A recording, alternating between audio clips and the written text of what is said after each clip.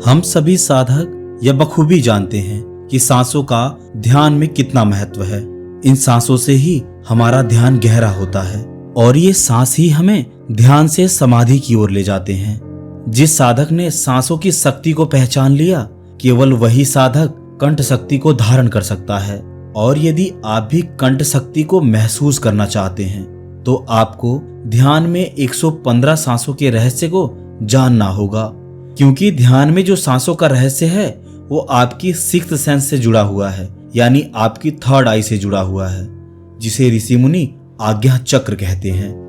किसी भी साधक के द्वारा लिया गया हर एक सांस उसकी ध्यान की गतिविधि में कोई ना कोई चेंजेस अवश्य करता है। जब कोई साधक एक गहरी सांस लेता है तो वह सांस आपके पूरे शरीर के हर एक अंग, हर एक कोशिका तक पहुंचती है और यह आपके शरीर में उपस्थित उन मृत कोशिकाओं को जगाने का कार्य करती है, जिससे व्यक्ति खुद को ऊर्जावान महसूस करता है। लेकिन हम सांसों को केवल इतना ही महसूस करते हैं कि हमने नाक से सांस लिया और वो हमारे पेट तक गया है। लेकिन शायद आप यह नहीं जानते कि आपका लिया हुआ हर एक सांस आपके सिर से लेके पैर तक हर एक अंग, हर एक कोशिका तक पहुंचता है। इन गहरी सांसों के कारण ही हमारा यह स्थूल शरीर और हमारा दिमाग कार्य करता है। ये सांस हमारे दिल की धड़कन को कंट्रोल करती हैं। इसीलिए सांसों का महत्व न केवल स्थूल जगत बल्कि आध्यात्म जगत में भी है। हर वह व्यक्ति जो अपने जीवन में आध्यात्मिक अनुभवों को पाना चाहता है, उसे ध्यान की कठिन साधना को अवश्य करना चाहिए। ये सांसें हमारे शरीर में उपस्थित उस कुंडलिनी शक्ति को जागृत करती हैं, जिससे हमें बहुत से अनुभव होते हैं। ये कुंडलिनी शक्ति जो 3.5 कुंडल मारे हमारे मूलाधार चक्र में सोई हुई है, वह हमारी सांसों की चोट से ही जागृत हो उठती है। और जो शक्ति अभी मूलाधार चक्र की ओर बह रही थी, वह शक्ति ऊर्ध्वाधर गमन करना प्रारंभ कर देती है, जिससे व्यक्ति को आध्यात्मिक साधनाओं में मन लगने लगता है और वह साधनाओं में प्रबल इच्छा जाहिर करता है। जब व्यक्ति की आध्यात्मिक प्रगति प्रारंभ हो जाती है तब उसकी सांसें स्थिर हो जाती हैं, और जब किसी साधक की सांसें स्थिर हो जाती हैं तब वह बहुत से ऐसे अनुभव कर सकता है, बहुत से ऐसे आवाजें सुन सकता है जो किसी साधारण व्यक्ति को नहीं सुनाई देती। वैसे हमारा यह स्थूल शरीर मुख्यतः 3 नाड़ियों पर कार्य करता है, लेकिन हमारे इस स्थूल शरीर में 72,000 नाड़ियां हैं जो हमारे श्वास रूपी प्राण को प्रत्येक अंग और प्रत्येक कोशिका तक पहुंचाने का कार्य करती हैं। ये नाड़ियां इतनी सूक्ष्म हैं कि हम इसे किसी भी यंत्र की सहायता से नहीं देख सकते, परंतु यदि इसे आध्यात्मिक साधना से महसूस किया जाए तो आप अपने शरीर के हर उस अंग को महसूस कर सकते हैं जिसे किसी आधुनिक यंत्र के द्वारा नहीं देखा जा सकता है। जब आप सांस लेते हैं तो आप देखते हैं कि आपकी कोई एक नासिका ही चल रही है, या तो वह दाईं नासिका चल रही होगी या बाईं नासिका चल रही होगी। लेकिन एक समय ऐसा आता है जब व्यक्ति की सांसें स्थिर हो जाती हैं। ये स्थिर सांसें व्यक्ति की सुषुम्ना नाड़ी को जागृत कर देती हैं, और जब आपकी यह सुषुम्ना नाड़ी चलती है तब आपके नाक के दोनों नोस्ट्रल यानी दोनों नाक छिद्रों से बराबर हवा का प्रवाह देखा जा सकता है। इन दोनों नासिकाओं से हवा का बराबर प्रवाह व्यक्ति के भीतर आध्यात्मिक प्रगति की एक झलक है। जब आपके ये दोनों नोस्ट्रल सक्रिय हो जाएं, तो समझ लीजिए कि यदि अब आप साधना करने बैठते हैं तब आपकी साधना सफल हो उठेगी।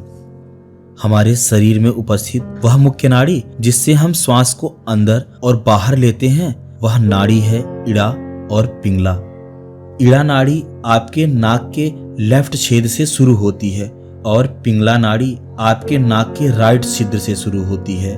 ये दोनों नाड़ियां आपके मूलाधार चक्र के पास आकर रुकती हैं और यहीं पर वो तीसरी नाड़ी सुषुम्ना नाड़ी से मिलती हैं। और शायद ही साधक यह जानता हो कि व्यक्ति का मूलाधार चक्र उसकी कुंडलिनी शक्ति की नींव है, बेस है, और व्यक्ति जब गहराई से सांस लेता है तब वह इन्हीं गहरी सांसों के माध्यम से अपनी इस सोई हुई कुंडलिनी शक्ति को जागृत करता है, और यही गहरा ध्यान व्यक्ति को समाधि की ओर ले जाता है। तो जो भी साधक ध्यान के शुरुआती समय में है, उसे ध्यान का धा भी नहीं पता, वह नहीं जानता कि कैसे मेडिटेशन करना है, तब उसे केवल अपनी आती जाती सांसों पर ध्यान देना है और उसे अपनी सांसों को गहरा नाभि तक ले जाना है। जब वह अपनी इस गहरी श्वास को नाभि तक ले जाता है, तभी वह अपनी इस सोई हुई केंद्रीय ऊर्जा को ऊपर की ओर उठा सकता है। अगर आप 115 सांसों को गिनकर नाभि तक लेते हैं, तब आपके कंठ पर उपस्थित वह कंठ चक्र भी प्रभावित होता है, जिसे विशुद्ध चक्र कहा गया है। और जब आपका यह विशुद्धि चक्र या कंठ चक्र सक्रिय हो जाता है, तब आप संतुलित हो उठते हैं। आपके जीवन की घटनाओं पर एक संतुलन दृष्टिकोण हो जाता है। आप अधिक शांति से अपने भावों और चुनौतियों का सामना कर सकते हैं। इसीलिए कहा जाता है कि यदि कोई साधक ध्यान की गहरी अवस्थाओं में खुद को संयमित रखना चाहता है, तो उसे अपने विशुद्धि चक्र को एक्टिवेट करना होगा। यह विशुद्धि चक्र कोई साधारण चक्र नहीं है। यह आपको शांत, अति शांत रखने में मदद करता है। दोस्तों, ये सांसें इतनी अमूल्य हैं, इतनी महत्वपूर्ण हैं कि बिना इन सांसों पर कंट्रोल किए, इन्हें संयमित किए, कोई भी साधक ध्यान की निर्विचार अवस्था तक नहीं पहुंच सकता। किसी भी ध्यान को करने से पहले आपको ध्यान की उस परम अवस्था का ज्ञान होना बहुत आवश्यक है। ध्यान में उतरने का अर्थ है कि आपको इस संसार के भौतिक सुख और दुख दोनों से अलग होना पड़ेगा। ना तो आपको अपने सुखों पर ध्यान देना है और ना ही आपके जीवन में आने वाले दुखों पर। जिस दिन आपने अपने सुख और दुख दोनों से अलग हुए, समझ लीजिए आपका ध्यान परम तत्व और परमात्मा की ओर अग्रसर हो उठा है। यह ध्यान साधना बहुत महत्वपूर्ण है उन व्यक्तियों के लिए जो डेली बहुत से स्ट्रेस से गुजरते हैं, जिनके ऊपर वर्क प्रेशर बहुत है, जो आज की इन आधुनिक कंपनियों में काम कर रहे हैं, परंतु उनको सुबह का समय नहीं मिल पा रहा है। तो आइए सबसे पहले हम यह जानते हैं कि कैसे हम अपने दुख और सुख से दूर रह सकते हैं। किसी भी ध्यान की साधना में सफल होने के लिए व्यक्ति का निर्विचार होना बहुत आवश्यक है, और आप निर्विचार ऐसे ही नहीं हो सकते। यदि आप यह विचार कर रहे हैं कि आप निर्विचार हो गए हैं, तब भी आपने अपने मन में एक विचार को जन्म दे दिया।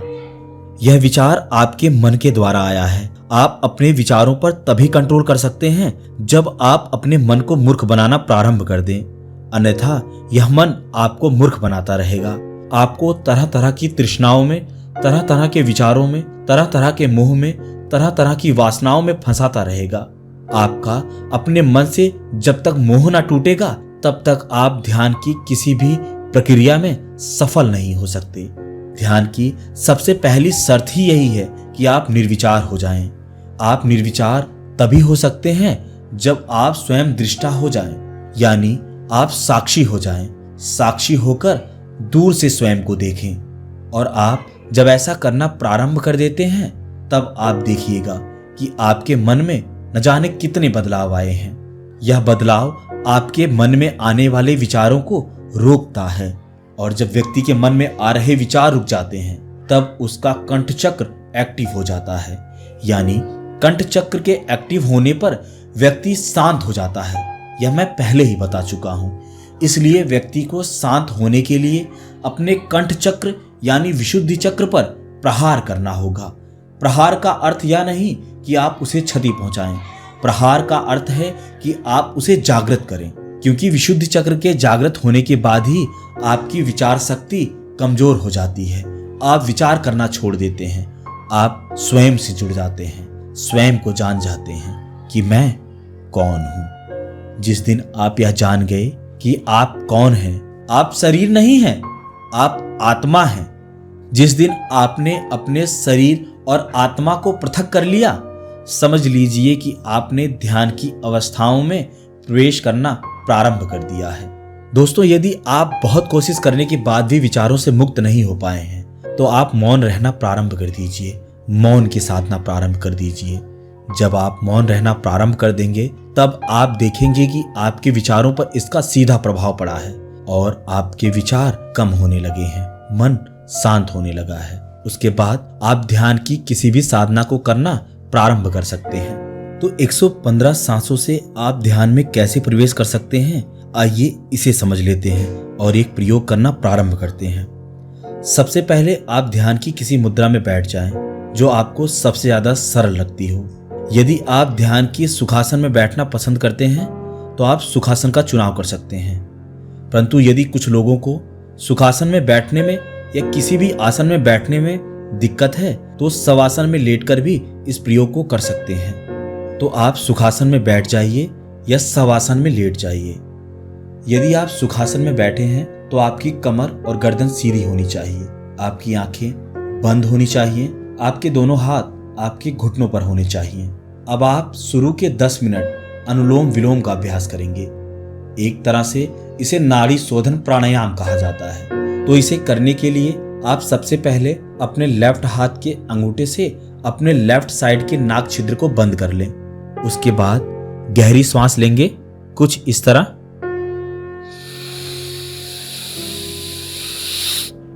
अब अपनी अनामिका उंगली से अपने राइट छिद्र को बंद कर उस श्वास को लेफ्ट छिद्र से बाहर निकालेंगे कुछ इस तरह। उसके बाद अपने राइट हाथ से अपने राइट नथुने को बंद कर लें और अपने लेफ्ट नथुने से श्वास लेंगे। उसके बाद अपनी अनामिका उंगली से अपने राइट छिद्र को बंद कर अपने लेफ्ट छिद्र से श्वास को छोड़ेंगे।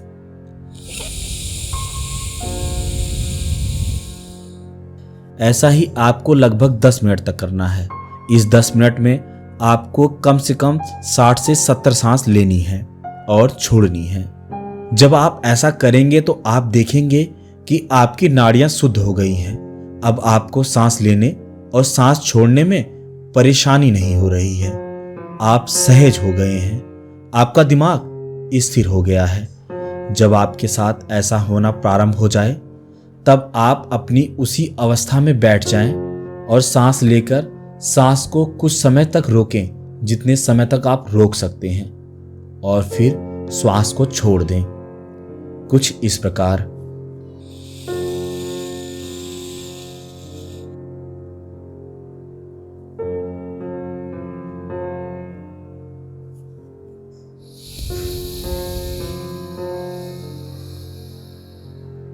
अब ऐसे ही आपको लगभग 30 सांस लेनी है।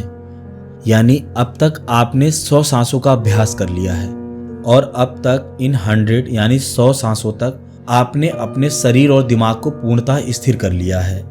इस स्थिरता के बाद आप अपने विचारों से पूर्णतः मुक्त हो गए हैं। इन विचारों से मुक्ति के बाद अब आपको केवल 15 सांसों का अभ्यास करना है।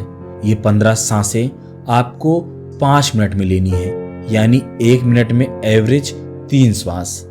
अब जब आप अपनी इन 15 सांसों को 5 मिनट में लेते हैं तब आप देखेंगे कि आपकी ये सांसें बहुत ज्यादा गहरी हो गई हैं।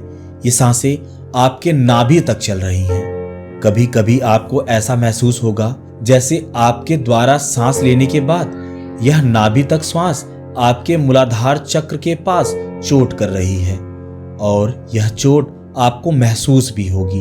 हो सकता है आपको इस अवस्था में कुछ सनसनाहट या कोई गर्म चीज सी आपके मूलाधार चक्र पर महसूस होगी, या गर्माहट आपके मूलाधार चक्र पर सोई हुई ऊर्जा के जागृत होने का संकेत है। तो दोस्तों, आप ऐसे ही अभ्यास करते रहिए। आपको जो भी अनुभव हो रहे हैं आप नीचे कमेंट सेक्शन में लिखना मत भूलिएगा। अगले वीडियो में मैं इसके बारे में और विस्तार से बात करूंगा, लेकिन इसके लिए केवल एक शर्त है कि आप अपने बहुमूल्य कमेंट को हमारे कमेंट सेक्शन में अवश्य लिखिए। आपके द्वारा किए गए कमेंट से हमें प्रोत्साहन मिलता है और हम मोटिवेट होते हैं ताकि हम इससे भी बेहतर वीडियोस आपके लिए ला सकें। यदि आप चैनल पर पहली बार हैं तो चैनल को सब्सक्राइब कर लें और अपने दोस्तों के साथ शेयर कर लें। तो मिलते हैं किसी और वीडियो में, तब तक के लिए नमस्कार।